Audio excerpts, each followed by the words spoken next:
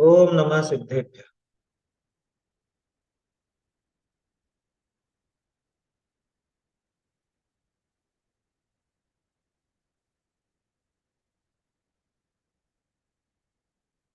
नमः श्रीवर्धमानाय निर्धूतकलिलात्मने सालोकानां त्रिलोकानां यद्विद्यादर्पणाय ते।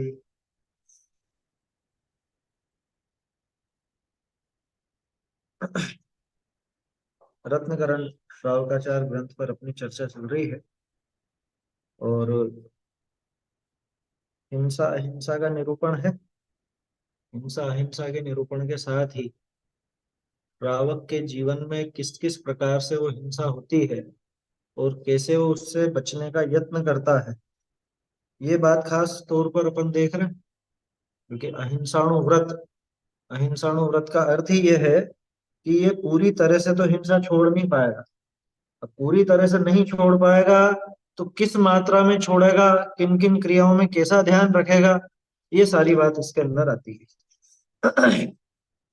लोग बोल लेते हैं पहले, अपन फिर चर्चा को आगे बढ़ाते हैं।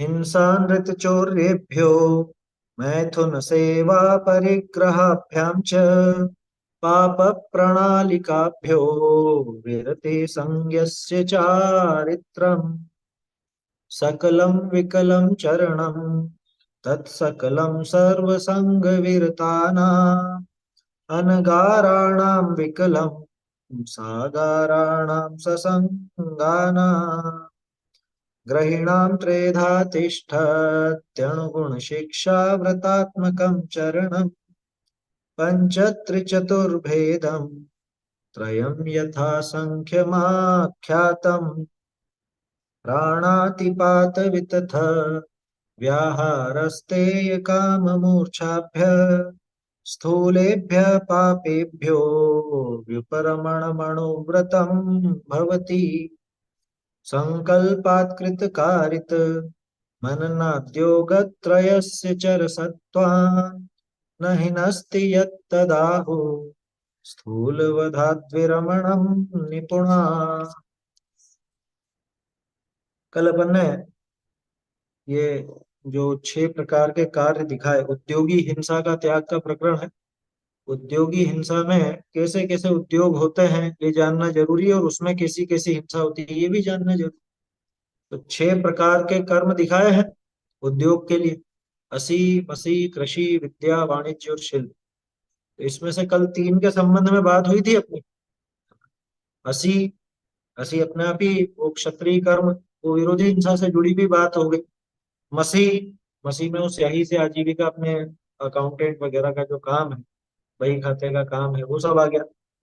ऐसे ही कृषि, खेती, खेती के संबंध में भी कल अपनी चर्चा हुई थी। इसमें मुख्य बात तो ये थी कृषि में तो कि असी और कृषि, इन दो में मुख्य बात तो ये कि जैन के लायक कार्य नहीं, जैन के लायक कार्य नहीं है। अन्य कुल में हो और कदाचित ऐसा काम करना पड़ रहा है तो उसमें कैसी इसकी लिमिटेशन रहती है, किस तरह से अपने आप को सीमित करता है, उस पाप को सीमित करता है, ये अपन ने इसमें देखा। अब बाकी के जो 3 हैं, विद्या, वाणिज्य और शिल्प, इनके संबंध में अपने को चर्चा करनी है। ये निकालते हैं अपन ढूंढारी में से, और इसके बाद बहुत सुंदर प्रकरण आने वाला है। पुरुषार्थ सिद्धि उपाय में जो हिंसा हिंसा का विवेचन है वो आने वाला है। देखिए, दूसरी लाइन से, हाँ, सही जगह।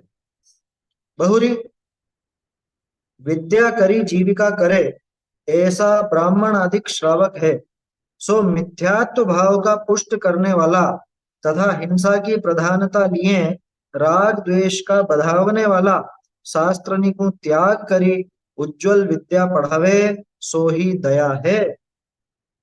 बहुरी श्रावक है, सो बहुत हिंसा के खोटे विणज त्यागी, न्याय पूर्वक तीव्र लोभ को त्यागी, आपकी निंदा करता संतोष सहित घटाए प्रामाणिक साच सुव्यवहार करे, साच सुव्यवहार करे। दया धर्म को नहीं भूलता, समस्त जीवनी को आप समान जानता वणिज करे है। बहुरी शिल्पी कर्म करने वाला शूद्र हूँ, श्रावक का व्रत ग्रहण करे है। सो बहुत निंद कर्मनि को तो टाले ही, और टालवे को समर्थ नहीं। तीमे बहुत हिंसा टाली, दया रूप प्रवर्ते। संकल्प ते या को मारना, या जानी घात नहीं करे। और मंदिर बनावना, पूजन करना, दान देना इत्यादि कार्य में तो निरंतर बड़ा यत्नाचारते हैं। केवल दया धर्म के निमित्त ही प्रवर्तन करे है। हिंसा का भाव काहेते होए। जाते हैं पुरुषार्थ सिद्धि उपाय नाम ग्रंथ में श्री अमृत चंद्र स्वामी ऐसे कहा। पहले यहां तक का विषय देख लेते हैं अपन। देखिए क्या कहा, विद्या द्वारा आजीविका करने वाले ब्राह्मण हैं। अपन ने शुरू में भी बात की थी, जो वर्ण व्यवस्था है ये कर्माधारित वर्ण व्यवस्था है। वो पढ़ने पढ़ाने का काम कोई भी करे वो ब्राह्मण ही कहलाए, कर्म के आधार से। अब तो लेकिन व्यवस्था दूसरी हो गई, ब्राह्मण भी अब तो ब्राह्मण कुल, जो ब्राह्मण की जाति में पैदा हुआ उसको ब्राह्मण कहने लगे। जबकि वास्तविकता यह है कि जो ब्राह्मण का कर्म करे वो ब्राह्मण, ऐसा समझना चाहिए। उसी दृष्टि से दूसरों को देखना चाहिए। तो विद्या द्वारा आजीविका करने वाले ब्राह्मण आदि श्रावक मिथ्यात्व भाव के पुष्ट करने वाले तथा हिंसा की प्रधानता लिए राग द्वेष को बढ़ाने वाले शास्त्रों का त्याग कर उज्जवल विद्या पढ़ाते।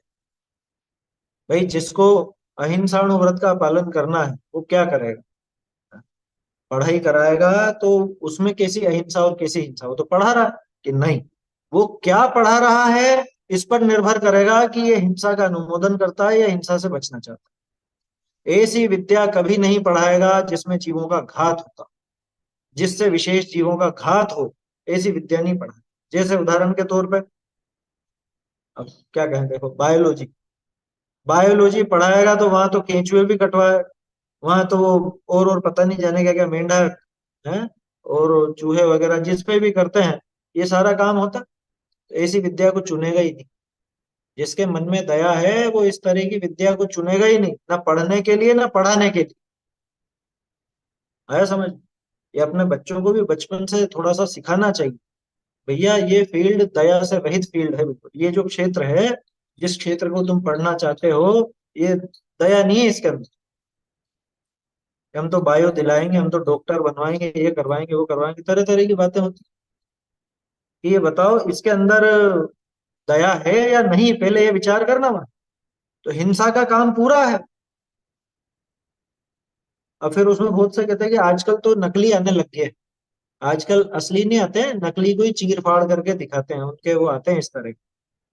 अब वो पता नहीं आते ही कि नहीं आते, अपने को तो मालूम नहीं, लेकिन सुनी थी ऐसी बात। किसी ने कहा आजकल तो नकली आते हैं, नकली मेंढक आते हैं, नकली वो आते हैं, मतलब प्लास्टिक प्लास्टिक के। अरे भाई लेकिन भावना तो वहां पे पूरी हुई है,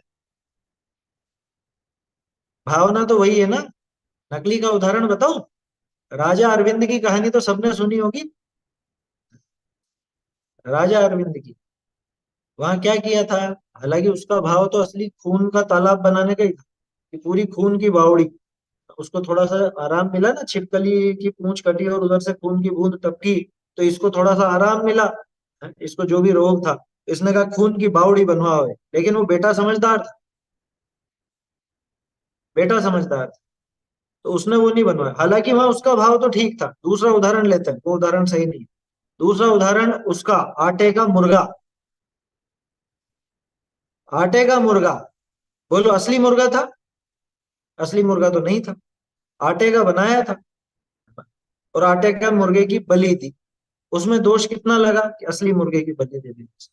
तो ऐसे ही नकली मेंढक को चीरने में भी वो असली मेंढक चीरने जैसा ही काम है।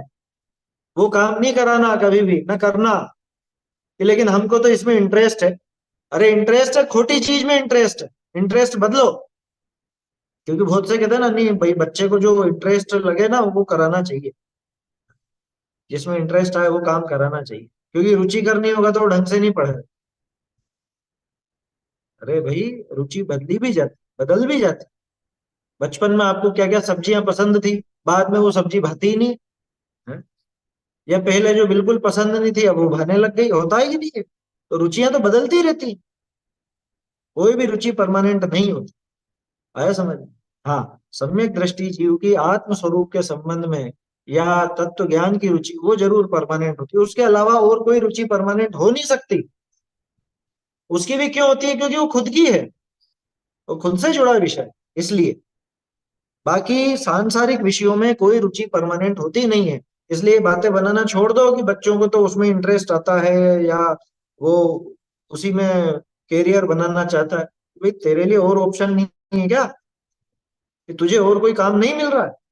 और कोई काम नहीं कर सकता? और कोई कमाई के साधन नहीं बन सकते हैं? ऐसा काम तो दूर से ही छोड़ने लायक। अब बहुत से इसमें क्या बातें करते हैं, ऐसे तो फिर कोई भी डॉक्टर नहीं बनेगा, फिर इलाज कौन करे?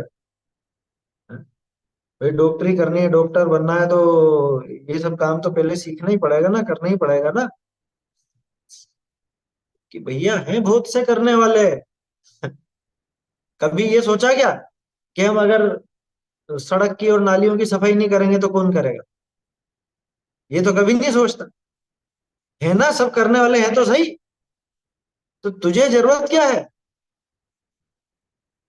जैसे खेती वाले में अपन ने देखा था, खेती के प्रसंग में, कि आप ऐसा निषेध करोगे फिर खेती कौन करेगा? हैं करने वाले खूब। है समझ? तो जो व्यवस्था बन ही रही है, सहज रूप से रोकने पर भी बन रही है, उसमें चला करके अपना योगदान क्यों देना? है समझ? और भावना तो ये भावना है, किसी को आवश्यकता ही नहीं पड़े डॉक्टर की, सब निरोग रहे। भावना तो ये होनी चाहिए। हालांकि वो संभव नहीं है, वो जानते हैं, पर कि प्रैक्टिकल वो बैठता नहीं है बराबर। लेकिन वास्तव में देखा जाए तो ये काम करने लायक नहीं, क्योंकि इसमें जीवों की दया नहीं पलती, इसमें जीवों का घात ही होता है। तो कोई कह सकता है भाई दया तो है ना, डॉक्टर तो दया करता है, कितना उसको बचाता है, दूसरे जीव को बचाता है, लेकिन उसके पीछे बहुत हिंसा का इतिहास है ना। उसका जो कार्य है वो, उसमें हिंसा मूल है। और फिर एक कर्तृत्व भावना का पोषण भी मुख्य रूप से वहां होता है। इसलिए उस कार्य से बचना चाहिए। तो ये बात तो इसलिए आई कि जिसमें हिंसा की प्रधानता हो, या जिसमें राग द्वेष बढ़ते हों, ऐसे शास्त्रों का त्याग करे। यानी ऐसे शास्त्रों को न खुद पढ़ता है न दूसरे को पढ़ाता है।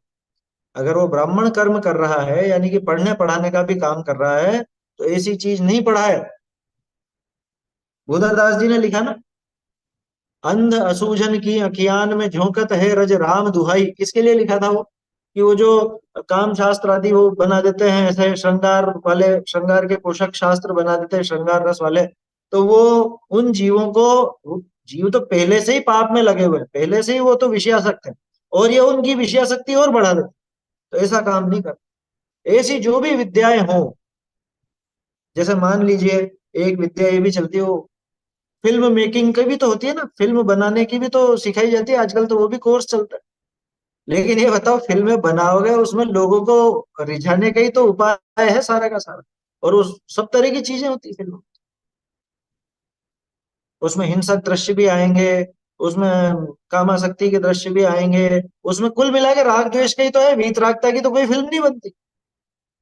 कौन सी फिल्म या सीरियल या कौन सी ऐसी चीज है कि जिसमें आपको वीतरागता का पोषण मिलता है, राग द्वेष को ही बढ़ावा मिलता है?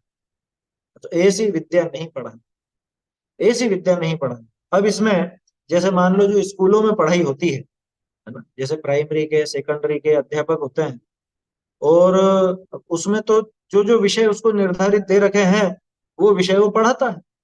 लेकिन उन विषयों में भी सावधानी रखे। सावधानी कैसे रखे? जैसे कई बार सोशल साइंस की किताबों में, सामाजिक विज्ञान की किताबों में जैन दर्शन के बारे में भी बातें आती है ना, जैन धर्म संबंधी भी कुछ पाठ आते हैं। और उसमें अधिकांश बार ऐसा देखा है कि उल्टी सीधी बातें ज्यादा होती। मतलब महावीर स्वामी का परिचय वो लिखने वाले को भी पता नहीं, और गलत गलत परिचय उसके अंदर दे दिया जाता है। तो इसकी जिम्मेदारी बनती है, भले वो कोर्स में हो, लेकिन वो उसको सही बताए। ये जिम्मेदारी है या नहीं, ये किसकी है? भाई कोर्स से बंधा हुआ थोड़ी ना, सही ज्ञान देना है शिक्षक को। उस वस्तु के बारे में, उस विषय के बारे में सही जानकारी देनी है। किताब छापने वाले ने गलत छाप दी, इसका ये अर्थ थोड़ी ना है कि वो जो छापा है वही पढ़ाना पड़ेगा। कोई गुलाम है क्या? उसका कर्तव्य और दायित्व तो ये है कि वो सही शिक्षा दे। तो उस विषय में अगर वो बात सही है तो उसको सही दिखावे, सही सिखावे। ये होना चाहिए। है समझ। तो ये बातें उस समय ध्यान रखने की है ना, क्योंकि बहुत बड़ी जिम्मेदारी है, शिक्षक हल्का काम नहीं है। मेरी मतलब व्यक्तिगत रूप से पूछो तो दुनिया में सबसे ऊंचा काम है पढ़ाने, सबसे ऊंचा काम। क्यों? क्योंकि वो आगे आने वाले जाने कितने लोगों का जीवन तैयार कर, जाने कितने लोगों की विचारधारा तैयार कर, और ना सिर्फ उनकी, बल्कि आगे वो भी जिन जिनके संपर्क में आएंगे और इनसे अगर प्रभावित होंगे तो उनका जीवन भी इसके ऊपर। इसलिए हल्का फुल्का काम नहीं है। ये जो ब्राह्मण कर्म दिखाया है, यानी कि ये पढ़ने पढ़ाने का काम, ये बहुत ऊंचा और बहुत जिम्मेदारी का है, हल्का नहीं है। आया समझ। तो ऐसा भी काम अगर करे तो सबसे पहली बात तो मिथ्यात्व भाव के पुष्ट करने वाले शास्त्रों को नहीं पढ़ाए। क्योंकि उस जमाने में देखो ऐसा स्कूल सिस्टम नहीं था, ऐसे कोर्स नहीं थे। हिंदी, इंग्लिश, संस्कृत और सोशल साइंस और साइंस मैथ्स, ये सब चीजें पहले नहीं थी। पहले तो गिनती की चीजें होती थी, थोड़ी बहुत नैतिक शिक्षा वगैरह दे देते होंगे उस जमाने में। गणित खास तौर पे सिखाई जाती, लिखना पढ़ना सिखाया जाता, इंग्लिश का तो काम था नहीं। तो धीरे धीरे बाद में चल पड़ा, तो शिक्षा व्यवस्था ही बदल गई। तो ऐसी चीजें सिखाते थे, और फिर आगे जो होशियार होता वो अपने अलग अलग तरह से ही सीखते थे, पढ़ते थे। हर चीज की कोई किताबें नहीं होती थी। तो ऐसे काम सिखाए या ऐसी विद्या पढ़ाए जिसमें सबसे पहली बात तो मिथ्यात्व भाव का पोषण ना हो। मिथ्यात्व भाव का पोषण ना हो। हाँ, न्याय शास्त्रों के माध्यम से भी ये समझना बहुत जरूरी है कि जब न्याय शास्त्र पढ़ावे, अब वो तो लेकिन बात जैन के ऊपर ही आ जाती है ना। अगर वो जैन न्याय पढ़ा हुआ होगा तो वो सही सही पढ़ाएगा, और बात भी उसी की है वास्तव में, अणुव्रति और कौन होगा। जो जैन न्याय अगर जैन शास्त्र पढ़ा रहा है तो उसी ढंग से पढ़ाएगा, अणुव्रति तो गलत नहीं पढ़ाए। जो अणुव्रत धारण करना चाहता है और पढ़ाई आदि का काम कराना चाहता है तो उसी ढंग से चलेगा। दूसरी बात, हिंसा की प्रधानता लिए हुए शास्त्रों को छोड़े, कि जिसमें बहुत हिंसक कार्य होते हैं, जैसे थोड़ी देर पहले अपन ने बायोलॉजी वगैरह की बात की, और चीजों की भी बात की। तो ऐसे शास्त्रों को नहीं पढ़ावे। तीसरी बात, राग द्वेष। तीन चीजें, मिथ्यात्व, राग द्वेष और हिंसा, है ना। तो ये ऐसी तीन बातों को छोड़ करके उज्जवल विद्या पढ़ाते हैं भैया। अच्छा अच्छा पढ़ाओ, है ना, जिससे ये आगे भी सही मार्ग पर लग सके। ऐसा काम श्रावक करता है, अगर वो पढ़ाने का काम करता है तो। खुद को भले वो विद्या आती हो कैसी भी, लेकिन चला करके वो पढ़ाना नहीं, वो नहीं बताना जिसमें राग द्वेष बढ़े या जिसमें हिंसा बढ़े। अब देखो मजे की बात यह है कि जीव परस्पर में काम भोग बंधन की कथा का आचार्यत्व करते हैं। समय सार जी में आया ना? आचार्यत्व करते हैं। आचार्यत्व करते हैं मतलब मुझे कुछ आता है तो मैं जान करके आपको भी सिखा दूंगा, आपको भी बता दूंगा। और ये काम आज के जमाने में सबसे ज्यादा होता है। परस्पर आचार्यत्व का काम तो जबरदस्त होता है, जबरदस्त। सोचो 2000 वर्ष पहले जो कुंदकुंदाचार्य देव ने लिखा, अमृत चंद्राचार्य देव ने लिखा, वो आज कैसे घटित होता हुआ दिखा। नहीं करते हैं परस्पर आचार्यत्व। मान लो आप किसी विशेष कला में पारंगत हो, मान लो कोई अलग ही तरह का पकवान आप बनाना जानते, तो आप उसको बना के और उसका यूट्यूब पे या आपके जो भी है फेसबुक पे व्हाट्सएप पे इन पे चढ़ा देंगे स्टेटस। और फिर जानकारी लेने वाले के, अरे कैसे बताया, कैसे बनाया आपने, ये सब आपसे जानकारी लिया कर। ये परस्पर आचार्यत्व भैया।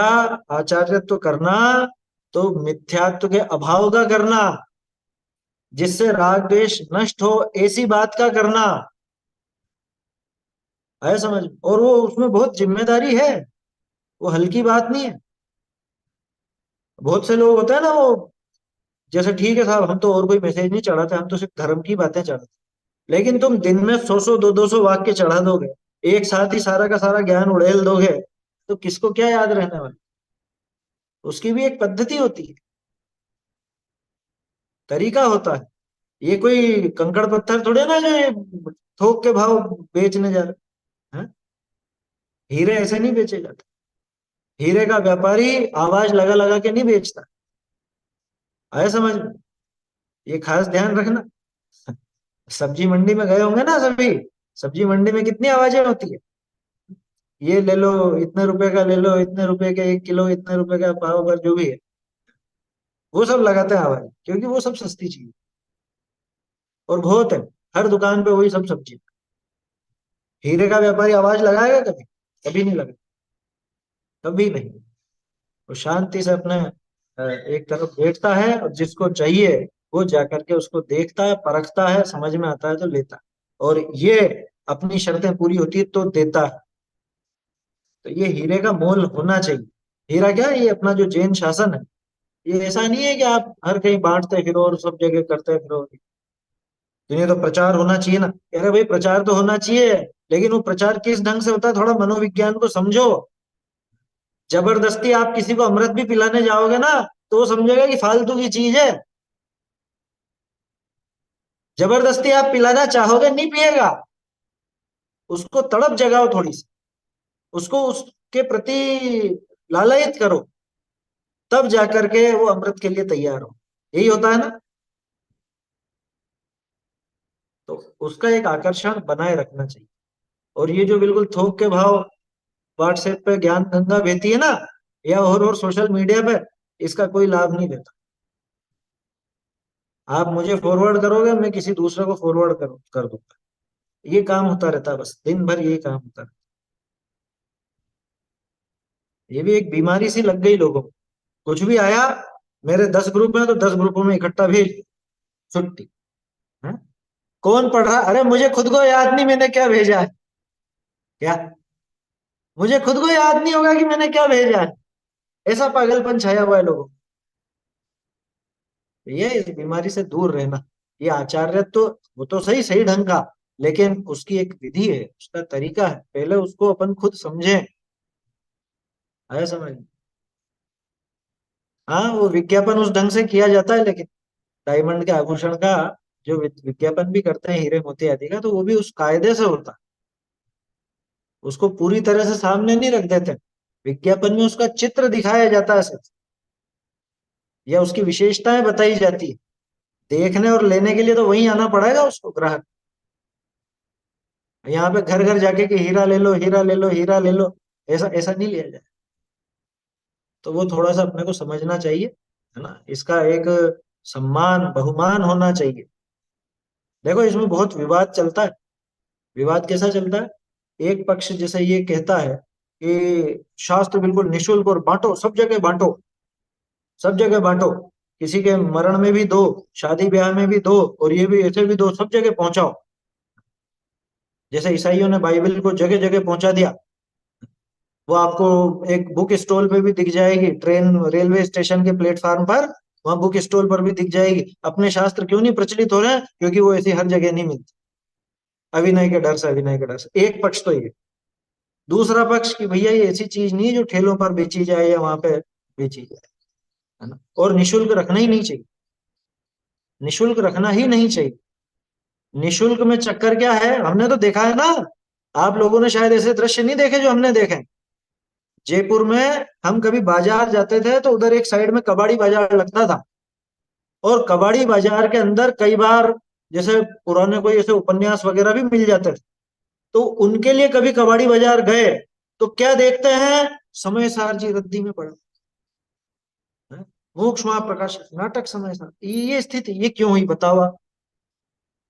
अगर किसी ने मोल दे करके लिए होते ना, तो कभी भी इस तरह से नहीं मिलते। ये निशुल्क के नतीजे। ये अभिनय तो बर्दाश्त नहीं किया जा सकता। और ये पक्की बात है कि जिसको विनय आएगा वो कीमत नहीं देखेगा, है ना। देखो, आपको, आप जानते हो किसी व्यक्ति को कि ये व्यक्ति समझदार है और ये अभ्यास करेगा ही सही, और उसको भी गरज है, तो भले आप स्वयं अपनी तरफ से दे दो, निशुल्क दे दो, वो बात नहीं, लेकिन कीमत उसकी रहनी चाहिए, सामान्य तौर पर कीमत रहनी चाहिए। क्योंकि शिविरों में, पंच कल्याणकों में, कोई भी आयोजन में वो निशुल्क बांट दिया जाता है तो उसकी दुर्दशा होती है। वो कह रहा है सामने वाला, नहीं मेरे पास तो रखे पर्याप्त है, और फिर भी आपकी, नहीं नहीं ले जाओ ले जाओ ले जाओ। ले जाओ तो फिर क्या होगा, वो पढ़ेगा तो नहीं। और हमने तो देखा है, जैसे अब इतने बरस हो गए ना, थोड़े 15-20 साल तो हमको भी हो गए स्वाध्याय करते करते। तो इतने, अब जैसे एक पीढ़ी निकल गई जो एक उम्र दराज लोग थे हमारे यहाँ पर स्वाध्यायी, अब वो गुजर गए। गुजर गए, उनके घर में कोई पढ़ने वाले नहीं। तो कभी वो कहते हैं कि भैया ये अलमारी भरी हुई है इनकी बाबूजी की किताबों की, क्या करना है फिर।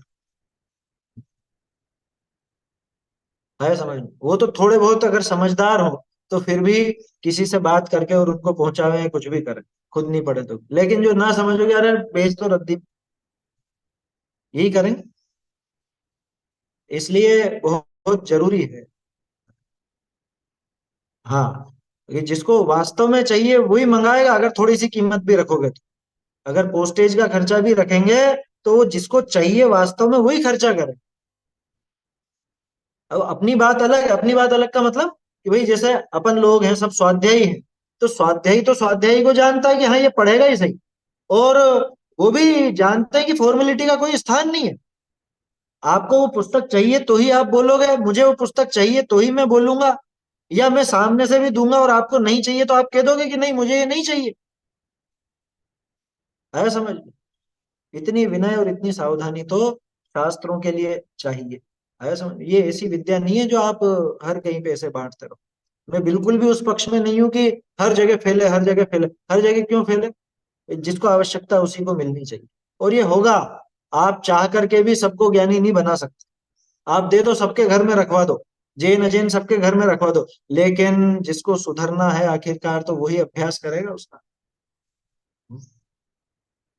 और ये निशुल्क दे दे करके कितने सुधर गए ये तो बताओ। इसको कीमत नहीं लगती है, कीमत लगना चाहिए। है समझ में? मैं ये नहीं कह रहा हूं कि वो उसके सैकड़ों हजारों रुपए कीमत रख दो, वो बात नहीं है। लेकिन एक छोटी सी भी कीमत होगी।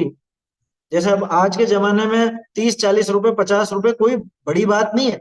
लेकिन आप उसको भी तभी खर्च करोगे कि जब वास्तव में आपको चाहिए। जिसको जरूरत नहीं है आप उसको भी दे दोगे ना तो फिर अविनय हो। ये अपने को समझना चाहिए। और ये बला टालने वाली चीजें नहीं। आप ले तो आए कहीं से अब, लेकिन अरे बहुत सारी हो गई है क्या करें, अपने तो पढ़ने में भी नहीं आती है और बहुत बहुत हो गया है। फिर बाद में फिर उसका दूसरा उपाय ढूंढते हो। हाँ? आजकल वो भी चल पड़ी है ना फैक्ट्रियां, कि आप हमारे यहाँ भेज दीजिए जिनवाणी, हम उसको गला करके और वो उसके वो बनाएंगे, जो गत्ते बना देंगे जो जिनवाणी में ही काम आएंगे। क्यों गलवा देना भैया? जो जरूरतमंद है वहां पहुंचा दो ना, वापस संस्थाओं में पहुंचाओ।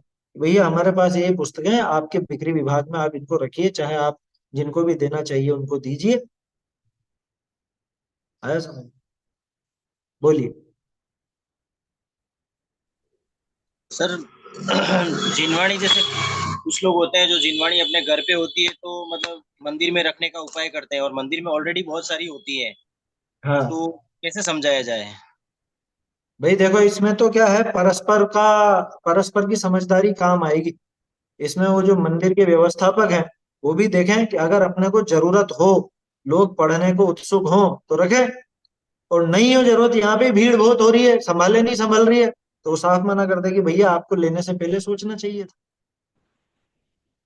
ये तो खुद को ही समझना पड़ेगा। और ये खास तौर पर मैं तो ये कहता हूं कि इसमें संस्थाओं को भी बहुत समझना पड़ेगा। अनावश्यक पुस्तकों को न छापें, अनावश्यक न बटाएं। भाई यहाँ बिक्री विभाग में तो इधर तो बाकी है और इधर नई नई छप रही है। क्यों छप रही है? क्योंकि फला फला किसी का भाव हो गया था कि हमको तो एक ग्रंथ छपाना है, तो हम तो और छपा रहे हैं। भाई इसमें दोनों तरफ से देखना चाहिए, एक तो आवश्यकता, दूसरा कागज हिंसक साधन है। कागज बहुत हिंसक साधन है वास्तव में। कागज कैसे बनता है? पेड़ों की कटाई के बिना कागज नहीं बनता। पेड़ कटते हैं कागज के लिए। इसलिए बहुत सावधानी चाहिए। आवश्यक हो, डिमांड हो, तभी जा करके वो ग्रंथ छपे। और अब तो डिजिटल होता जा रहा है जमाना। देखो मुझे है ना, बम्बई में अपने ये जो ट्रस्ट है, कुनकुन कहान पारमार्थिक ट्रस्ट, उनकी एक बात बहुत अच्छी लगी। वो जैसे कोई भी प्रकाशन करना चाहते हैं तो वो क्या करते हैं, वो उसकी पहले मतलब टाइपिंग वगैरह सब हो जाती है, और उसकी पीडीएफ तैयार करते हैं सबसे पहले, और वो उसको पहले पहुंचा देते हैं सब जगह। और छपाने के लिए गिनती के 200-300 शास्त्री छपाते हैं, ज्यादा नहीं छपाते। 200-300 ही। आमतौर पर क्या होता है, लोग बाग प्रकाशन की संख्या बढ़ाते हैं काई के लिए, ताकि कॉस्टिंग कम हो जाए, क्योंकि जितने ज्यादा आप छपाओगे उतनी कम कीमत का पड़ जाएगा वो। तो उसकी कॉस्टिंग कम हो जाती है, तो लोग बाग 2000 3000 छपाते, वो नहीं छपाते 2 3 हजार, वो छपाएंगे 200 300, और बाकी पीडीएफ उपलब्ध है ही। और जमाना बदलता जा रहा है, जहाँ बड़ी बड़ी सभाएं हैं वहां पे लोग शास्त्र लेकर नहीं बैठते हैं, वहां सामने स्लाइड चलती है, स्लाइड पर वो सारा का सारा ग्रंथ दिखता है, वो पूरा पेज वहीं पे नजर आता है, तो लोग वहीं पर देख करके पढ़ते हैं, जहाँ नियमित सभाएं चलती है वहां। और जिनको अलग से खुद के पढ़ने के लिए चाहिए वो मंगा लेते हैं, तो उतने में पूर्ति हो जाती। ये संस्थाओं को थोड़ा बदलाव करना पड़ेगा, अपनी जो भी प्रकाशन संस्था है। और एक और समस्या है, मूल आचार्यों के ग्रंथ तो छप नहीं रहे हैं, और लोगों के अपने खुद के कि मैंने नोट्स बनाए थे, बहुत सुंदर नोट्स हैं, आप पढ़ के देखिएगा बहुत अच्छे लगेंगे, आपको भाव हो गया, आपने पैसे लगा दिए, वो छाप। या आपने संस्था में दान दिया है, तो संस्था वाले आपकी बात मान के आपका कोई भी, आपके पिताजी का या आपके किसी रिश्तेदार का, उनका ग्रंथ छाप देंगे। इतने इतने सैकड़ों शास्त्र अभी मौजूद हैं आचार्यों के और पुराने रचनाकारों के, जो अभी तक अप्रकाशित। मैं तो स्पष्ट कहता हूं कि नए, बहुत ही विशेष नहीं हो, बहुत ही विशेष नहीं हो, तब तक नहीं छापना चाहिए। आया समझ में? नए साहित्यकार अगर बहुत ही कुछ विशिष्ट बात नहीं हो, तब तक कागजों में प्रकाशन तो नहीं होना चाहिए। ऑनलाइन तो सब पढ़ने वाले हैं, पीडीएफ बना दीजिए, क्या दिक्कत है? बोलिए। माइक बंद है आपका?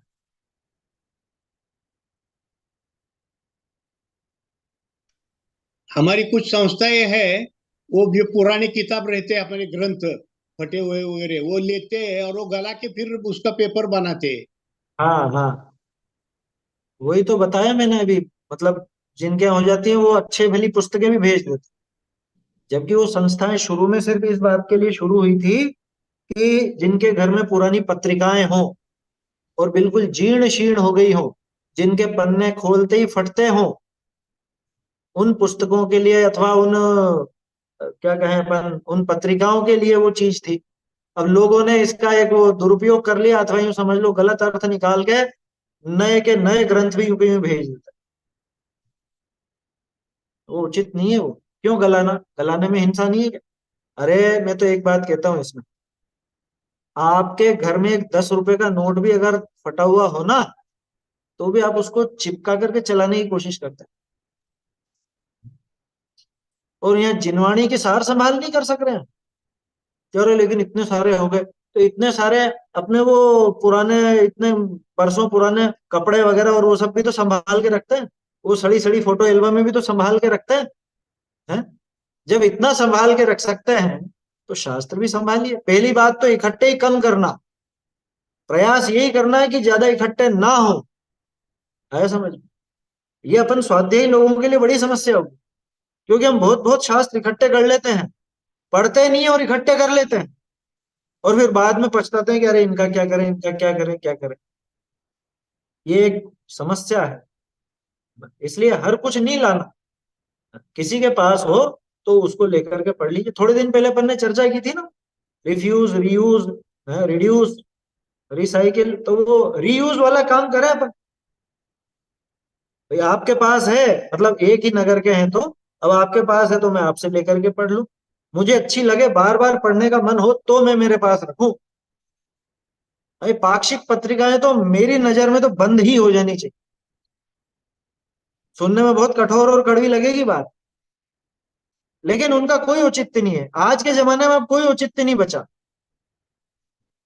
आज के जमाने का मतलब, आपको सारी खबरें तो मिल ही रही हैं, सारी खबरें आपको मिल रही हैं। और रही सही बात, बहुत सी पत्रिकाएं क्या करती हैं कि जैसे मान लीजिए कोई ग्रंथ है, उस ग्रंथ के 4 पन्ने इस अंक में दे दिए, अगले 4 पन्ने अगले अंक में, उसके अगले 4 पन्ने अगले अंक में, ऐसे देते रहते। उसका औचित्य क्या है मुझे ये बताओ। मेरे पास ये रत्नकरण श्रावकाचार ग्रंथ है, तो मैं ग्रंथ में से ही पढ़ूंगा ना। ये थोड़ी ना करूंगा कि हर महीने आप 4 4 पेज दे दोगे, वो 4 4 पेज पढ़ लूं। वो बात तब जमती थी, जैसे दादा पहले ऐसा प्रयोग करते थे, कोई चीज छपने वाली होती थी, आगे छापनी है, उसको पहले से देने लग जाते थे। जैसे धर्म के 10 लक्षण या क्रमबद्ध पर्याय जब दादा ने लिखी, उस टाइम पर वो जैन पथ में या वीतराग विज्ञान में जितना जितना लिखते हैं, हर महीने वो थोड़ा थोड़ा देते जाते। उससे क्या फायदा होता है कि पढ़ने वालों के कोई और प्रश्न होते या कुछ उसमें संशोधन होता तो वो मिल जाते थे। वो तरीका फिर भी उचित था, किसके लिए? कि जब तक वो ग्रंथ प्रकाशित नहीं हुआ है तब तक के लिए। तो उसका भी आज औचित्य नहीं बचा, क्योंकि एक व्हाट्सएप पर आप ग्रुप बना और जितने भी संपादक हैं, जितने भी विद्वान हैं, उन सबको आप जो जो लिखते जा रहे हो भेज दो कि साहब इसमें कुछ कमी हो तो बताना, तो खट से मिल जाए। व्यर्थ में क्यों कागज इतना बिगाड़ना? और बीमारी लग चुकी है सब संस्थाओं को, ये बीमारी। या हमारी कोई ना कोई पत्रिका होनी चाहिए। क्यों होनी चाहिए भैया? आपके समाचार क्या मिलते नहीं है लोगों को? देखो, सुनने में बात कठोर है और थोड़ी सी विचलित करने वाली लगेगी, लेकिन आप विचार तो करो। 2-4 साल बाद जब आपके पास वो 50-60 इकट्ठी हो जाएंगी पत्रिकाएं, आप सोचोगे इनका क्या करें। और हजारों की संख्या में छपती है, कागज की भी बर्बादी होती है। भाई, जमाना बदल रहा है तो अपनी सोच को और अपनी उन क्रियाओं को बदलना चाहिए, और जो अच्छी चीज है उसको अपनाना चाहिए। कागज के बचाव में वृक्षों का बचाव, ये भी तो हिंसा का त्याग ही है एक तरह से। ये गंभीरता से सोचिएगा, है ना। इसमें हो सकता है बहुत से लोगों को बुरी लगे ये बात, लेकिन विचार कीजिए इन पत्रिकाओं का औचित्य क्या है आज। खबरें सारी की सारी आपको ऑनलाइन मिल जाती, बल्कि बहुत सी पत्रिकाएं तो ऐसी हैं कि पहले ऑनलाइन आ जाती है, फिर बाद में डाक से भी आ रही है आपके पास। तो आप जब पहले ही पढ़ चुके हो, अब वो डाक से आने का मतलब क्या निकला? वेरा के समाचार छाप देते हैं, वो भी ठीक है, वो तो लोगों के लिए छापते हैं, सब छपेगी तो सभी चीजें छपेंगी। लेकिन वेरा के समाचार तो आपको मिल ही चुका पहले ही। आज के जमाने में तो एक दिन में पूरी दुनिया को पता चलता है, एक दिन भी नहीं लगता। मेरे यहाँ कोई घटना हुई, मैं ग्रुप पर चढ़ाऊंगा और आप सब लोगों को पता चल जाएगा। आपके यहाँ कुछ घटना हुई, आपके ग्रुप में चढ़ाओगे, पूरी दुनिया को पता चल जाए। तो उसका औचित्य नहीं है। अच्छा, और उसका अपन क्यों इसलिए, मतलब क्यों इतनी इस बात पर विचार कर रहे हैं? क्योंकि इसमें जीवों का घात बहुत है, जीवों का घात बहुत है। इसलिए ये घात से बचना है, क्योंकि वनस्पति का एक जीव भी तो जीव ही है। तो पेड़ों की कटाई इस वजह से भी होती है, कागज बनता है। कागज अभी तक पेड़ों के अलावा दूसरे किसी चीज से बनता हुआ मैंने नहीं सुना। आपने सुना हो तो बताइए। कागज पेड़ों से ही बनता है। वो अपने को ध्यान रखना चाहिए। और बनने की प्रक्रिया भी हिंसक है, उसमें तरह तरह के केमिकल मिलाए जाते हैं। पहले तो लुगदी बनती है, वो सब उनकी छाल को गला करके, और वो सब चीजें, उसकी जो प्रोसेस है ना, उसकी प्रक्रिया सामान्य नहीं है। आप क्या सोच रहे हो कि यूं पेड़ की एक डाली ऐसे निकाली और उसमें से कागज निकल? ऐसा नहीं होता। उसमें पानी लगता है बहुत, लुगदी बनाई जाती है, जीव भी पड़ते होंगे और सब होता है। फिर उसमें से जो भी होता है उसका वो प्रोसेसिंग पूरी, एक एक कागज इतने इतने बनते हैं इस तरह से। उसके अलावा फिर स्याही, वो स्याही भी केमिकलों से बनती है पूरी। मसी का यानी स्याही का प्रयोग अपने लिए सामान्य नहीं है, स्याही का प्रयोग हिंसक प्रयोग। नील की खेती वगैरह की मना की जाती थी पहले। अब तो खैर सब केमिकल का काम हो गया, और भी पता नहीं जाने क्या क्या चीजें लगती हैं। लेकिन कुल मिला के बात यह है, वही अपने को इन चीजों पर विचार करना चाहिए, अगर हिंसा और अहिंसा का विचार है तो। बहुत जरूरी है ये चीजें सोचना। ये सारी बात तो ये ब्राह्मणत्व में आ गई, ये ब्राह्मण कर्म की वजह से ये बात आ गई। पुस्तकें पढ़ने में आसानी होती है, नहीं मोबाइल में भी सुविधा है। मोबाइल पे आजकल बहुत सुविधा देते हैं। आप ब्लैक स्क्रीन करिए ना, ब्लैक स्क्रीन करके पढ़िए आप, व्हाइट में मत पढ़िए। व्हाइट स्क्रीन में क्या पूरा का पूरा वो आंखों पर रोशनी जाती है। स्क्रीन ब्लैक कीजिए, अक्षर सफेद हो जाए, तो वो वहां पे आपको पढ़ने में दिक्कत नहीं आएगी। और भी बहुत सुविधा है मोबाइल में, तो इतनी सुविधा है कि आप अक्षरों को बड़ा कर सकते हैं, ऑटोमेटिक ही अपने आप ही बड़े हो जाते हैं। वो सब सुविधा आजकल मोबाइल में आ रही है। उसके अलावा मोबाइल में वो रीडिंग व्यू करके भी इस तरह का भी होता है। जूम करके पढ़ने में तो चलो दिक्कत है, हर एक चीज को कितना जूम करोगे आप। लेकिन मोबाइल खुद ही अब ऐसी ऐसी सुविधा आने लगी है मोबाइल में, आपकी वो आई कंफर्ट व्यू, यानी आंखों पर जोर नहीं पड़े, इस तरह का सब सब रहता है मोबाइल। हाँ, ये बात जरूर है कि ग्रंथ हाथ में लेकर के और पन्ने पलटते हुए जो एक फीलिंग आती है, वो फीलिंग मोबाइल में नहीं आती, ये बात सही है। तो नियमित स्वाध्याय के लिए मैं मना नहीं कर रहा हूं। जो नियमित स्वाध्यायी है, और जैसे भी रत्नकरण शाहुकाचार अपन पढ़ रहे हैं, तो आप सब ग्रंथ सामने लेकर के बैठेंगे तो वो काम उचित रहेगा। तो अपने लिए तो ठीक है, लेकिन जिसको पढ़ने की रुचि नहीं है, बात उसकी चल रही है, उसके पीछे व्यर्थ में हिंसा क्यों? और पत्रिकाएं कोई गौर से नहीं पढ़ती। अपन बात उनकी कर रहे हैं, ये पत्रिकाओं के औचित्य की बात चले ना भाई। शास्त्र तो छपाना इसलिए भी वाजिब बनता है कि अपन शास्त्र लेकर के बैठते हैं और किसी बात पर रुक करके विचार करते हैं, निशान वगैरह भी लगाते हैं, कुछ पॉइंट आउट भी करते हैं उसमें से, तो शास्त्र का तो समझ में आता है औचित्य। मैं पत्रिकाओं के लिए कह रहा था कि पत्रिकाओं का अब कोई औचित्य नहीं बचा, कोई औचित्य नहीं बचा, क्योंकि इतने लंबे लेख कोई लिखता नहीं है, और लिख भी दे तो फिर वो तो छपते ही हैं अलग से। आया समझ में?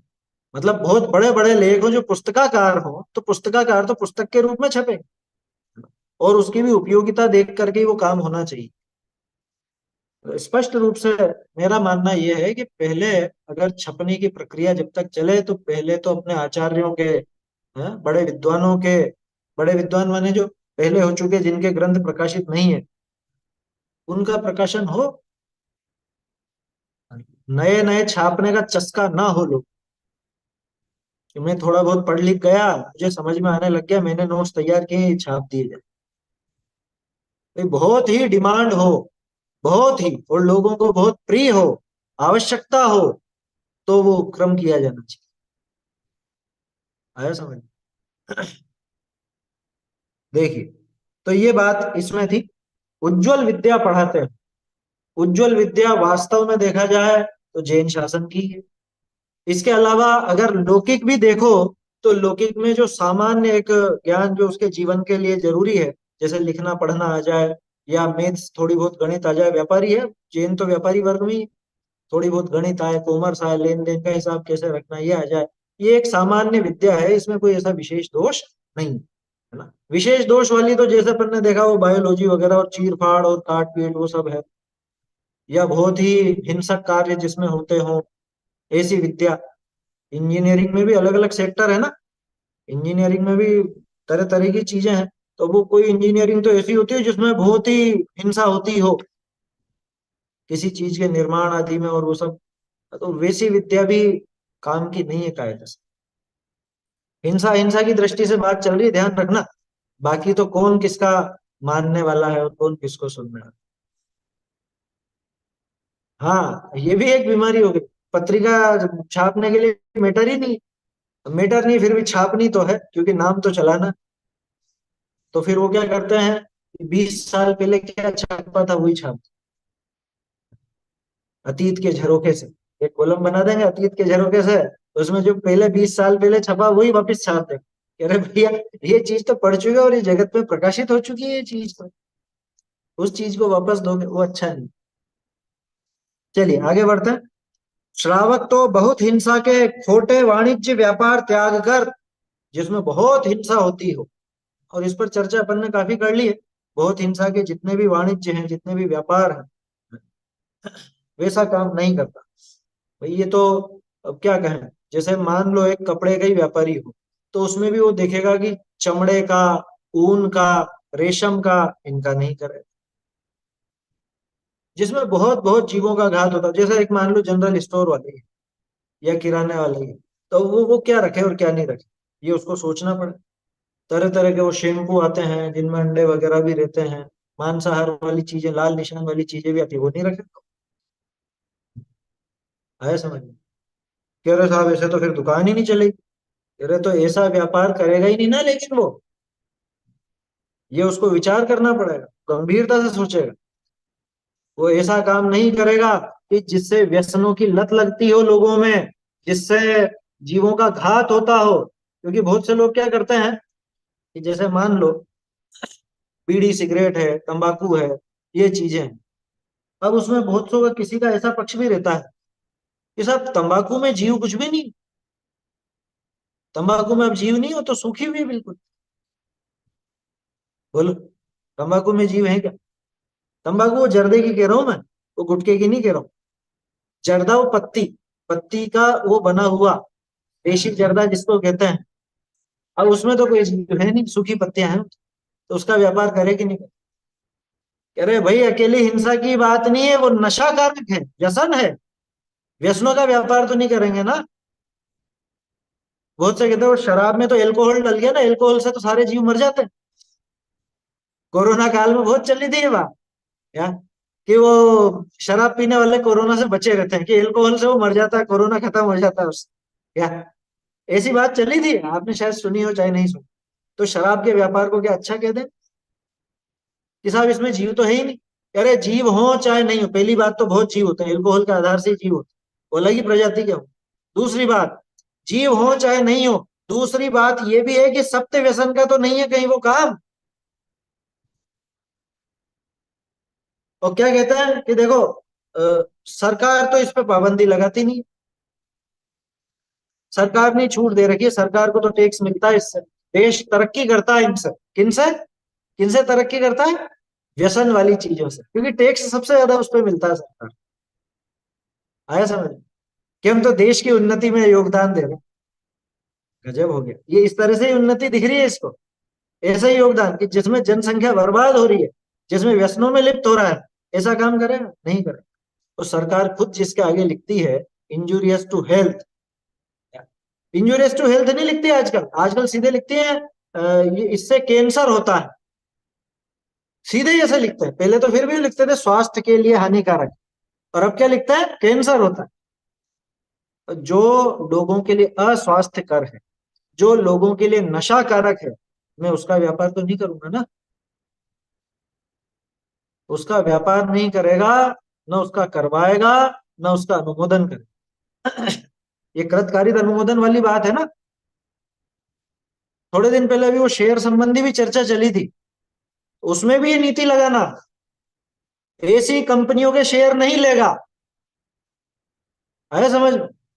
मैंने कहा था ना, शेयर में बहुत बारीकी से विचार करने की, वो जैसे ये व्यापार है, शेयर में अनुमोदन और कारित वाला हिसाब है, वो कृत वाला हिसाब नहीं है वहां। कारित और अनुमोदन का हिसाब लगता है। तो जो काम मैं स्वयं कर सकता हूं, मैं उसी तरह की कंपनी के शेयर लूंगा। जो काम मैं नहीं करना चाहता या जिनमें मुझे पाप नजर आता है, मैं उसके शेयर नहीं लूं। समझ में ही बात? जैसे अब देखो, पर्टिकुलर नाम लेना पड़ता है, नहीं तो वो समझ में नहीं आता। एक कंपनी है आईटीसी, और बहुत नामी कंपनी, ऊंची कंपनी है ना। आईटीसी का नाम सुना होगा आप, शेयर मार्केट में उसको अच्छा भी समझा जाता है, वो सब बातें। लेकिन आईटीसी का मुख्य काम क्या है? आईटीसी कंपनी का पूरा नाम मालूम है? Indian tobacco company. शुरुआत ही उससे हुई थी, वो अलग अलग फील्ड में घुस गई, वो अलग बात है।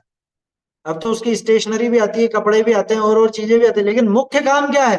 कि जितने भी सिगरेट और जितना भी तंबाकू का काम है, वो सारा काम उसका।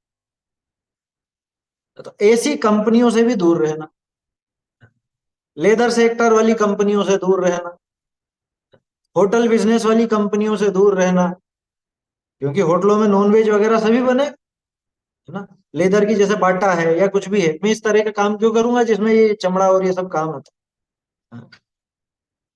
एफएमसीजी, एफएमसीजी माने जिसमें ये आपके क्रीम पाउडर, शैम्पू, तेल वगैरह, ये सब चीजें जो बनती हैं और जिसमें बहुत हिंसक सामग्री भी होती है, मैं उन चीजों से भी दूर रहूंगा अपने आप। न मैं ऐसा व्यापार करूंगा, न उस व्यापार में हिस्सेदारी करूंगा। शेयर क्या है? हिस्सेदारी तो है।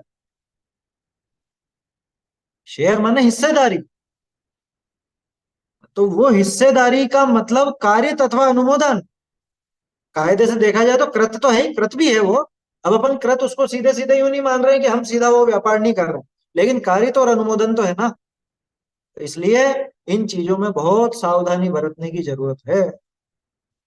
आप अपना पैसा किसमें निवेश करते हैं, ये बहुत सावधानी से समझने की जरूरत है, क्योंकि दुकान खोलना भी एक इन्वेस्टमेंट ही है, और शेयर वगैरह का काम भी इन्वेस्टमेंट ही है।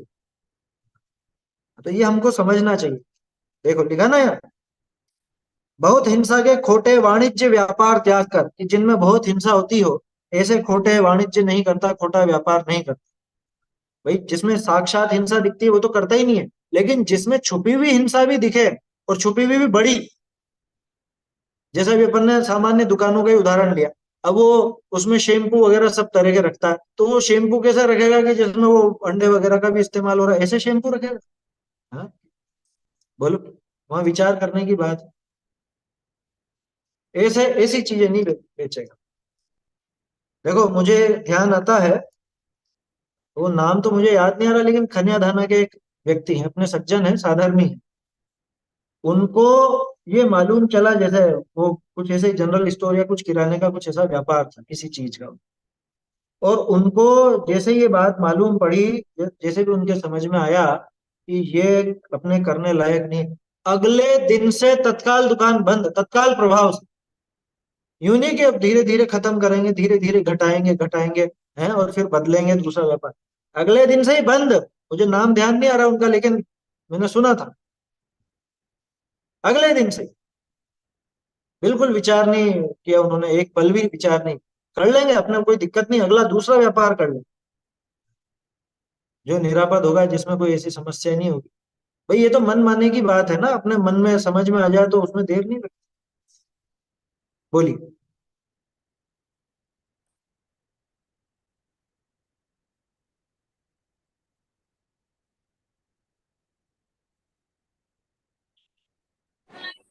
ऐसे ही एक साधर्मी है, उन्होंने मतलब होटल का व्यापार था उनका, होटल का बिजनेस था। फिर वो सुना तो था सब पढ़ाई कर रहे हैं लेकिन ये चला रहे, तो वो संकलेश हो रहा था, मतलब ये चल रहा है अगेंस्ट चल रहा है। फिर एक दिन मतलब सडनली मतलब अभी नहीं, बस बस हो गया, उन्होंने बंद ही कर दिया। मतलब किसी को देना है या अभी जो है इतना खत्म करना है, बाद में डिसाइड कर लिया कि बस अभी खत्म, अभी इसके आगे नहीं। होटल का ना। हाँ। हाँ तो अब देखो, वो तो विचार, अब पहले जो हो गया सो हो गया, पहले जितना जो पाप हो गया जीवन में सो हो गया। लेकिन अब जब समझ में आ जाए तो उसके बाद अपने आप मन ही नहीं मानता, तो मन उसको कचोटता रहता है, तो इसलिए वो छोड़ देता है उस काम। ये श्रावक की निशानी है, ये आगे बढ़ने की निशानी है। देखो समय हो रहा है अपना। क्या कहा? श्रावक तो बहुत हिंसा के छोटे वाणिज्य व्यापार त्याग कर, क्योंकि वाणिज्य की बात है ना, ये विद्या की बात हो गई, वाणिज्य की बात है। छोटे वाणिज्य व्यापार त्याग कर न्याय पूर्वक, है ना, पूरी न्याय नीति से, ईमानदारी से। न्याय नीति के तो कितने ही सैकड़ों उदाहरण देख सकते हैं अपन, आपने भी सुने होंगे। पेड़ावा में एक सज्जन थे, हैं अभी भी शायद, तो वो, उनके बारे में यूं कहा जाता कि कुछ ऐसा व्यापार था, मान लो कोई चीज वो रख करके दे रहे हैं, कागज पे रख के दे रहे हैं, कागज की पुड़िया बांध रहे हैं, तो इधर जो कागज की पुड़िया रखी, ऐसी की ऐसी कागज की पुड़िया इधर भी रखे, माने 1 ग्राम का भी फेर फार ना हो, ये उनका भाव रहता। समझ में ही बात, तराजू होता है ना, तराजू के 2 पलड़े होते हैं, एक जगह वजन होता है, एक जगह सामान होता है, तो सामान के साथ में कागज की पुड़िया दी जा रही है, तो इधर भी कागज रखें। इतने इतनी न्याय नीति वाली, बहुत घने स्वाध्यायी भले ना हो, लेकिन एक ईमानदारी का भाव, सज्जन बने का भाव, ये न्याय नीति का भाव। ऐसा भाई, ज्यादा देने में आ जाए दिक्कत नहीं, कम देने में नहीं आना चाहिए, ये उनका आशय रहता था। न्याय पूर्वक, तीव्र लोभ को छोड़कर। देखो व्यापार में लोभ तो है, ये तो पक्की बात है। ये जो 6 कार्य दिखाए, इन 6 ही कार्यों में लोभ तो है, लेकिन लोभ को सीमित भी तो किया जाए। तीव्र लोभ को छोड़कर, और तीव्र लोभ छोड़ने की निशानी बताऊं, कि जिसमें आप आपका शाम का भोजन सूर्यास्त के पहले आराम से कर सको, जिसमें आप मंदिर के लिए, स्वाध्याय के लिए समय निकाल सको, जिसमें आप आपके पर्व आदि आराम से शांति पूर्वक मना सको, इतना लोभ छोड़ करके वो काम करते। बहुत से लोग इसके तरीके निकालते हैं। कैसे तरीके? कि हम बस इतनी ही देर तक करेंगे, इससे ज्यादा देर तक व्यापार नहीं करेंगे, हमें ज्यादा लोभ नहीं। 7 बजे बंद माने बंद, इसके बाद किसी ग्राहक की एंट्री भी नहीं होगी, और जो है उनको निपटाया जाएगा बस। जैसे बैंक में होता है कि नहीं, बैंक में 3:30 बजे वो दरवाजे लग जाते, जो भी टाइमिंग रहे। अब वो 3:30 बजे तक जो अंदर आ गया, सिर्फ उनका काम निपटाएंगे वो, उसके बाद किसी का नहीं निपटाएंगे। बल्कि बहुत से बैंक में तो ऐसा करते हैं कि 3:15 बजे, जैसे 3:30 का टाइम है, तो 3:15 बजे दरवाजे लगा दो, क्योंकि 10-15 मिनट तो अंदर वालों को ही काम निपटाने में लग जाए। ऐसे बहुत से लोग न्याय नीति से चलते हैं कि पर्व के दिनों में, अष्टमी चौदस को व्यापार बंद तो बंद, 10 लक्षण में बंद तो बंद। ये लोभ घट गया। लोभ है, लेकिन घटाया उसको, क्योंकि गृहस्थ दशा में अब वो व्यापार आदि करने में लोभ तो रहता ही। चलिए बोलिए। सर एक तो ये था कि जैसे मनी लेंडिंग वाले के बिजनेस वालों के लिए क्या वो है, गाइडलाइन है? और करेंगे, उस बारे में भी बात करेंगे अपन। अच्छा ठीक है, कोई बात नहीं। और दूसरा ये था कि सर, जैसे व्यापार की स्थिति कभी कभार ऐसी होती है कि मतलब लेट शाम को चलता है किसी का व्यापार, या किसी का मतलब बहुत ज्यादा अर्ली इन द मॉर्निंग चल जाता है, तो उन लोगों के लिए कैसे क्या मैनेजमेंट हो सकता है? वो तो अपना समय खुद को ही मैनेज करना पड़ेगा उसमें। भाई, शाम को लेट चलता है, आपकी वो व्यापार की प्रकृति इस तरह की है तो अलग चीज है। लेकिन उसमें मैं अगर मेरे लोभ को घटाऊं तो अपने आप ही मैं मेरा जो समय है उससे समझौता नहीं करूंगा। कि चलता होगा तो ठीक है, 1 घंटा कम करेंगे व्यापार। जैसे उदाहरण के तौर पे मान लीजिए कि आपके यहाँ पे मार्केट 8 बजे तक चलता है, ठीक है ना। लेकिन आप 7 से 8 स्वाध्याय में जुड़ते हो, तो आप अपने आप सोचोगे कि होगा 8 बजे तक, अपन तो 7 बजे फ्री। या मान लो 9 बजे तक चलता है, तो 7 से 8 तो स्वाध्याय करेंगे। भले फिर 1 घंटा और कर लेंगे तो नहीं होगा मन तो नहीं करेंगे। ये तो खुद के ऊपर है। यही तो कह रहे हैं, यहाँ पे लोभ घटाता है। लोभ घटाने के ये उपाय हैं। इस तरह की बात यहाँ पर है। अभी समय हो गया है अपना, ये पैराग्राफ अधूरा है अभी। तो ये, उद्योग और शिल्प, ये दो उद्योग नहीं, क्या नाम दिया था इसको, वाणिज्य। वाणिज्य माने व्यापार, लेन देन आदि का जो काम है वो व्यापार। तो वाणिज्य और शिल्प, इन दोनों पर बात बाकी है, उसको कल देखेंगे। चैतन्य का स्मरण प्रतिक्षण ही करो रे, भव के अनंत दुख को क्षण में हरो रे, अक्षय अनंत निज सौख्य निधान पाओ, गाओ अरे नित इसी के गीत गाओ। महिमा है अगम जिनागम की, महिमा है अगम जिनागम की, जाहि सुनत जड़ भिन्न पिछानी, हम छिन मूरति आत्म की, महिमा है अगम जिनागम की, रागादिक दुख कारण जाने, त्याग बुद्धि दी भ्रम की, ज्ञान ज्योति जागी घट अंतर, ज्ञान ज्योति जागी घट अंतर, रुचि बाढ़ी पुनि शम दम की, महिमा है अगम जिनागम की, कर्म बंध की भई निर्जरा, कारण परंपरा क्रम की, भागचंद शिव लालच लाग्यो, भागचंद शिव लालच लाग्यो, पहुँच नहीं है जहाँ जम की, महिमा है अगम जिनागम की, महिमा है अगम जिनागम की।